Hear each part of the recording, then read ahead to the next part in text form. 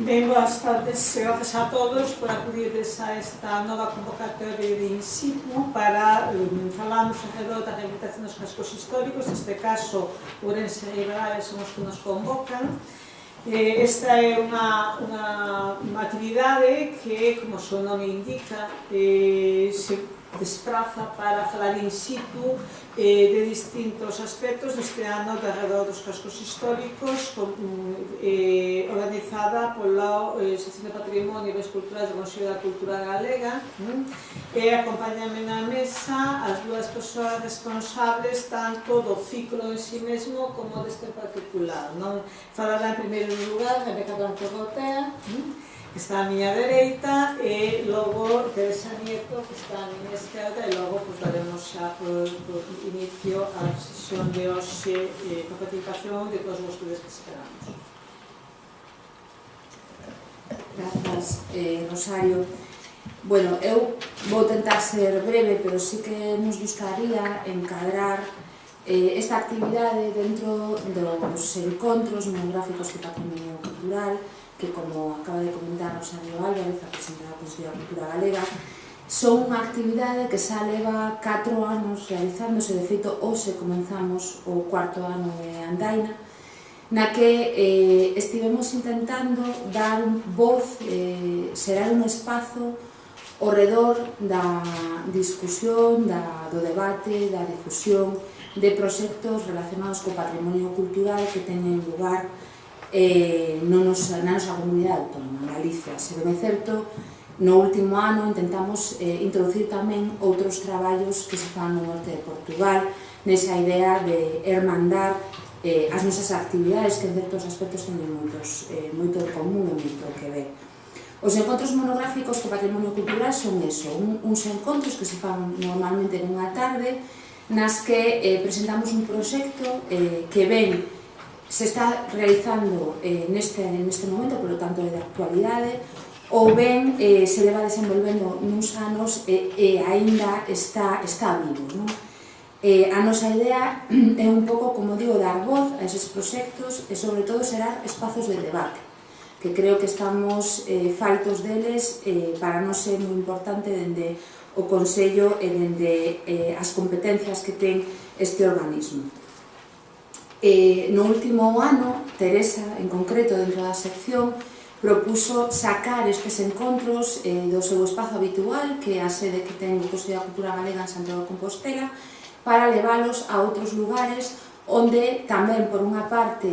o Consello pudera chegar a outros ámbitos e, por outra parte, non focalizar sempre no mesmo sitio, de xeito que non dábamos voz a outras comunidades que tamén ás veces queren participar. E no primeiro ano, en relación coa actual lei de rehabilitación que se está desenvolvendo e o debate que hai alrededor dela, parecíanos importante debatir en varios centros, ou sobre varios centros, sobre o que se está facendo, o que se leva facendo nos últimos anos en materia de rehabilitación de patrimonio en relación cos cascos históricos e co que nenos se leva debatido tamén. Entón, comenzamos o primeiro encontro en Vigo no mes de setembro, o segundo tivo lugar en Ferrol e este sería o terceiro, que pretende aglutinar ou debatir en torno ás experiencias que se levan a cabo nesta cidade, en Ourense, pero tamén en Ribadavia. Entón, como vos dicía, un pouco a idea é dar voz ás persoas, aos profesionais, por unha parte, que participan na actividade da rehabilitación dos cascos históricos nestes dos ámbitos en concreto, e por outra parte a toda persoa que, tanto profesional como parte de diferentes colectivos da xestión do patrimonio ou mesmo da cidadanía, teñan que ver con este mundo da rehabilitación do patrimonio histórico. Entón, Teresa presentará en concreto o que vamos facer hoxe, e si vos pedimos que na parte final, no remate, deades de voz a ese debate. Participedes con preguntas, con discusión sobre un aspecto que a nos interesa moito, que ter un feedback entre os profesionais e aqueles que vos achegades a estes encontros monográficos. Como digo, xa tivemos 3, este sería o terceiro, E remataremos en Santiago de Compostela no mes de xaneiro, no último martes do mes de xaneiro, creo que o 29 en concreto, un pouco convidando a todos os partícipes destes 3 encontros anteriores e convidando tamén o debate, porque creo que abrironse moitos temas que é interesante tratar, que é interesante falar sobre eles, e a nosa intención é intentar que a partir dos encontros salgan uns informes, uns documentos que poremos, por suposto, a vosa disposición na página do Consello da Cultura Galega e sobre os que poderemos seguir falando. Moitas grazas e, sobre todo, grazas pola vosa asistencia.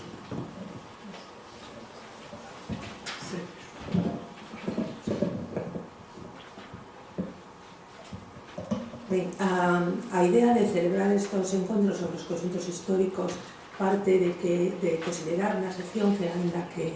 na última dos 25 anos do século pasado houve un debate moi intenso sobre a cidade histórica e sobre como intervir un debate teórico moi importante, nos últimos tempos, acabada da crise económica e de un pouco esta convicción da insostenibilidade da práctica urbanística desos anos anteriores á crise, pois a cidade histórica se convertía de novo en centro da actividade urbanística. E, bueno, hai iniciativas legislativas que respaldan esta situación, como a Lei de Renovación, Rehabilitación e Preservación Urbana ou o proxecto de Lei de Rehabilitación que se está tramitando en Galicia. A experiencia de rehabilitación nos cascos históricos é debedora da experiencia de Bolonia, esa nova cultura da cidade que se desenvolveu alrededor de 2 eixos fundamentais, que era, por un lado, integrar a recuperación física da cidade, a integración da cidade histórica no resto da cidade e a salvagarda social. No noso ámbito, a salvagarda física da cidade, da morfoloxía e da edificación, igual que na experiencia de Bolonia, se organizou, se desenvolveu alrededor dun instrumento que é o Plan Especial de Protección,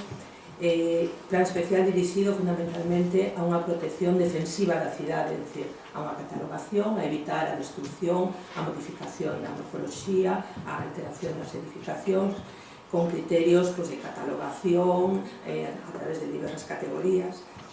e a salvagarda social quedou fora do ámbito patrimonial e se orientou a través das políticas de vivenda, coa creación das áreas de rehabilitación integrada, a funcionamento das oficinas de rehabilitación que se xestionaban as axudas e o financiamento da recuperación da cidade histórica. Entón, esa estrutura de un instrumento de protección que era o Plan Especial, a Oficina de Rehabilitación e a Área de Rehabilitación Integrada, que era a que se encargaba da xestión das políticas de fomento de vivenda orientadas á rehabilitación, un pouco a experiencia que se desenvolveu durante as últimas décadas. Interesábanos analizar, non volver a entrar a incidir un debate teórico, sino analizar cal é o resultado da xestión despois de que levamos casi 20 anos, máis de 2 décadas, de que moitos dos plans especiais de protección están vixentes e en execución. Neste caso concreto se elixiron Ourense e Ribadavia porque levan 20 anos funcionando con esta estrutura operativa, un plan especial de protección vixente, unha área de rehabilitación integrada, unha oficina de rehabilitación. Entón, interesábanos, neste caso, analizar como funciona esa estrutura operativa e como, sobre todo, os plans especiais responden ás necesidades de conservación, protección, de xestión ou que carencias ou cal é a súa eficacia. E, ademais, cales son as súas carencias e cal é a súa eficacia en dos conxuntos históricos de características morfolóxicas, características de edificación, características socioeconómicas ben diferentes como son o de Ourense e Ribadavia. Os outros dous exemplos dos que falaba Rebeca, que xa se celebraron os encontros, que son o de Vigo e o de Ferrol. En Vigo orientouse a análise da relación do conxunto histórico co resto da cidade, porque en Vigo hai varias actuacións no borde do conxunto histórico en proxecto e ver en que medida esas actuacións manteñen ou alteran a relación da cidade histórica co resto da cidade e as actuacións de política de vivenda pública como motor da recuperación e conservación do conxunto histórico. No caso de Ferrol, o que se tratou foi a relación entre os dous conxuntos históricos da cidade, que son Ferrol Vello e o Valle da Magdalena, e como os mesmos instrumentos, as mesmas normas, os mesmos criterios funcionan en dúas realidades moi diferentes, tanto desde o punto de vista da orixe do conxunto, da morfoloxía, da situación socioeconómica, etc. No caso de Ourense e Ribadavia, o que lle planteamos é a Adolfo Rodríguez de la Rúa que nos falase dos plans especiais.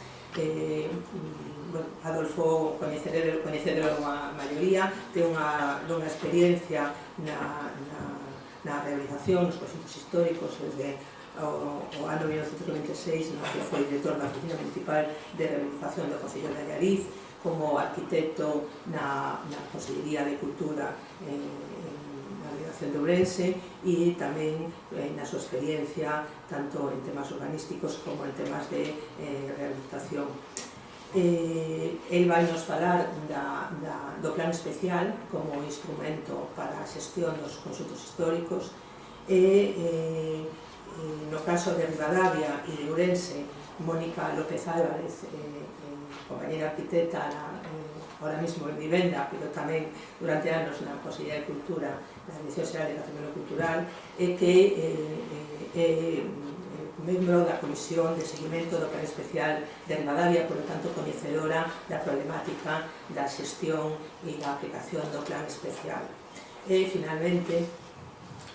a Ana Isabel Fernández Blanco e José Antonio Padrón, que son responsables da Oficina de Rehabilitación de Ourense, donde ademais da experiencia de anos na execución do plan especial e na xestión do conxunto histórico, están iniciando un proceso para a revisión dese plan especial, por lo tanto teñen situadas os problemas e as cuestións que é necesario revisar e cales son as necesidades ou os contidos que deben ser modificados despois de todo este tempo de experiencia. Como decía Rebeca, tenemos o encontro final de Santiago e aí un pouco se poñerán en común todas estas experiencias das que, por lo menos nos que xa celebramos, hai aspectos moi diferentes que xurdiron nos distintos encontros e que poñen sobre a mesa temas, creo que para un debate moi interesante. Entón, grazas a todos por vir e espero que sexa de interese de todos. Moitas grazas.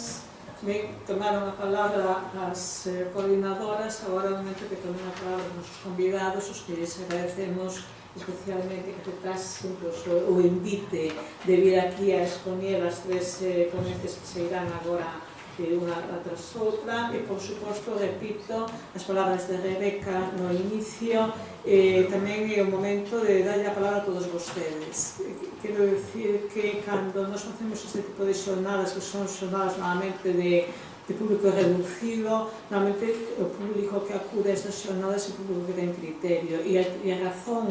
de desplazar de Santiago estas xornadas para facelas in situ en distintos lugares de Galicia non é buscar novas persoas que nos escoiten, sino fundamentalmente novas persoas que dialoguen con nos e que nos den perspectivas e visións distintas das que poderíamos atopar acudindo sempre ao mesmo público que ten máis posibilidades de acceso á sala de Santiago. Por tanto, entendan que non é unha declaración protocolaria de decir que queremos que vostedes intervenen no debate, sino que é realmente un rogo rogo de que participen e que realmente, pues, que unha vez que os ponentes expoñan pues, as consideracións que teñen a ver en escolleres a todos vostedes, que realmente haxa un debate entre uns e outros e que un debate, un coloquio, digamos, non? De maneira que sempre podamos recibir novas achegas, novas participacións, novos enfoques, novas sensibilidades que nos axuden nese debate final que terá que haber no mes de Santiago, no mes próximo en Santiago. Moitas gracias. Abrimos, chamamos á mesa a Adolfo Rodríguez de la Rúa para que nos